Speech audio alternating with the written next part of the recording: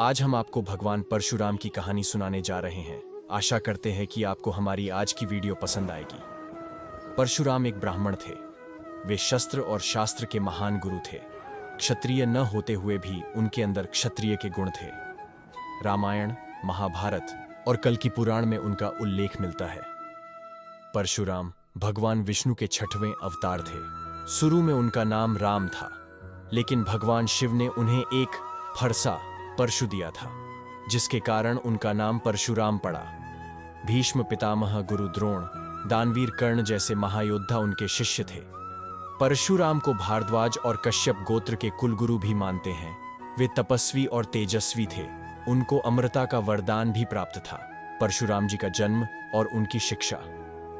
महर्षि जमदग्नि द्वारा पुत्र यज्ञ करने पर देवराज इंद्र के वरदान स्वरूप माता रेणुका जी के गर्भ से परशुराम का जन्म हुआ। यह दिन परशुराम जी की जयंती के रूप में मनाया जाता है। परशुराम की शुरू की शिक्षा आर्षि, विश्वामित्र और ऋषिक के आश्रम में हुई थी। बचपन से ही वे पशु पक्षियों की भाषा समझते थे। उनके स्पर्श मात्र से कोई भी पशु उनके मित्र हो जाया करते थे। अनेक ऋषि मुनियों ने उन्हें अपने अस्त्र और शस्त्र प्रदान किए। ऋषि चिक से उन्हें सारंग नामक दिव्य वैष्णव धनुष प्राप्त था। ब्रह्म ऋषि कश्यप से उन्हें अविनाशी वैष्णवी मंत्र प्राप्त हुआ था। परशुराम ने कैलाश गिरि स्थित भगवान शंकर के आश्रम में विद्या प्राप्त की। दिव्यास्त्र विद्युद्भी नामक परशु प्राप्त किया था।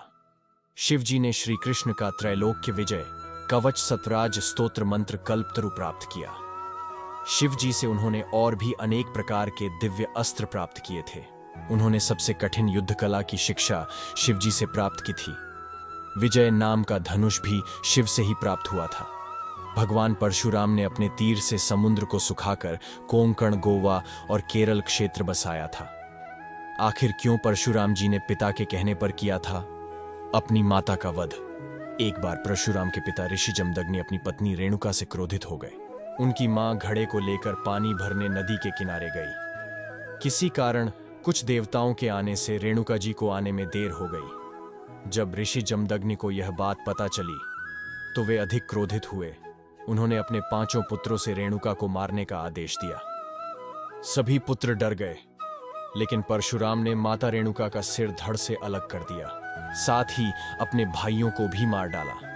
इससे ऋषि जमदग्नि अत्यंत प्रसन्न हुए। उन्होंने परशुराम से वरदान मांगने को कहा। परशुराम ने अपने भाइयों और माता रेणुका को जीवित करने का वर मांग लिया। इस प्रकार अपनी सूझबूझ और प्रेमवश अपनी माता और भाइयों को फिर से जीवित करवाया। आखिर क्यों परशुराम जी ने क्षत्रिय का विनाश करने की कसम खाई थी? हयवंश में अर्जुन नाम का बड़ा ही प्रतापी राजा था। उसने अपने गुरु को प्रसन्न करके वरदान के रूप में उनसे 1000 भुजाएं प्राप्त की। 1000 भुजाओं के कारण ही उसे सहस्त्रबाहु के नाम से भी जाना जाता था। उसे अपने वैभव और शक्ति का बहुत घमंड था। उसे कई सिद्धियां भी प्राप्त थीं। उसने लंकापति रावण को भी बंदी बना लिया था। एक बार राजा सहस्त्रबाहु अर्जुन शिकार खेलते हुए जमदग्नि के आश्रम में पहुंच गए। ऋषि जमदग्नि ने उनका बहुत आदर सत्कार किया। ऋषि के पास कामधेनु गाय थी। उसी गाय के दूध के भंडार से ही ऋषि जमदग्नि ने सबका अच्छी तरह से अवभगत किया। सहस्त्रबाहु ने जब यह सब देखा तो कामधेनु गाय उनको पसंद आ गई। वे बलपूर्वक गाय को आश्रम से ले गए। परशुराम को जब यह बात पता चली तो अपने पिता के आत्मसम्मान की रक्षा के लिए उन्होंने राजा सहस्त्रबाहु से कामधेनु गाय वापस लेने गए। राजा सहस्त्रबाहु और परशुराम में युद्ध शुरू हो गया और परशुराम ने सहस्त्रबाहु को मार डाला। उसके बाद सहस्त्रबाहु के पुत्रों ने अपने पिता का प्रतिशोध लेने के लिए परशुराम की अनुपस्थित में उनके पिता जमदग्नि को मार डाला। जब परशुराम जी को यह पता चला तो वह क्रोधित हो गए और कसम खाई कि इस संसार से सभी क्षत्रिय का विनाश कर दूंगा। आखिर क्यों तोड़ा था?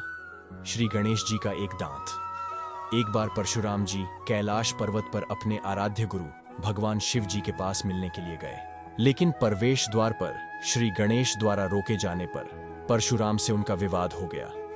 गणपति ने अपनी सुंड से उनको नीचे पटक दिया, जिससे वह अचेत हो गए। होश में आने पर उन्होंने अपने परशु से गणेश जी पर वार किया, जिससे उनका एक दांत टूट गया। इससे क्रोधित होकर माता पार्वती परशुराम पर त्रिशूल चलाने के लिए तैयार हो गई थी। भगवान शिव ने वहां पर आकर माता पार्वती के गुस्से को शांत किया। इसके बाद श्री गणेश जी एक दंत के नाम से प्रसिद्ध हुए। परशुराम जी का लक्ष्मण से विवाद और राम से मिलन। त्रेता युग में सीता जी के स्वयंवर के अवसर पर श्री रामचंद्र जी ने जब शिव जी का धनुष तोड़ा तो आकाश में गर्जना हुई और परशुराम मिथिला में प्रकट होते हैं। परशुराम जी ने भरी सभा में पूछा कि किसने धनुष को तोड़ा। तब लक्ष्मण उनके सामने आए और उनको समझाने लगे। बातों ही बातों में उनका विवाद बढ़ता गया। तब खुद श्री राम जी उनके पास आए और उनको प्रणाम किया। राम को देखते ही परशुराम समझ गए कि यह भगवान विष्णु जी के अवतार हैं। उन्होंने अपना क्रोध शांत किया और वहां से चले गए। परशुराम जी ने दिया था कर्ण को श्राप। परशुराम सिर्फ ब्राह्मण को ही अपना शिष्य बनाते थे। कर्ण को जब यह पता चला तो उन्होंने अपने आप को ब्राह्मण बताकर शास्त्र और शस्त्र की शिक्षा ग्रहण की। लेकिन एक घटना से परशुराम जी कर्ण के वास्तविक रूप को पहचान गए और उनको श्राप दे दिया और कहा, जब भी तुम्हें मेरी विद्या की जरूरत होगी तुम सब भूल जाओगे। परशुराम जी को कर्ण पर दया आ गई। उन्होंने कर्ण को अपना धनुष दिया था।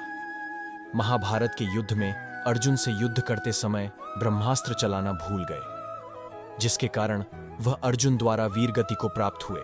आपको आज की वीडियो कैसी लगी?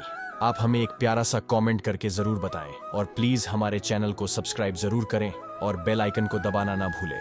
वीडियो को अंत तक देखने के लिए आप सभी का शुक्रिया।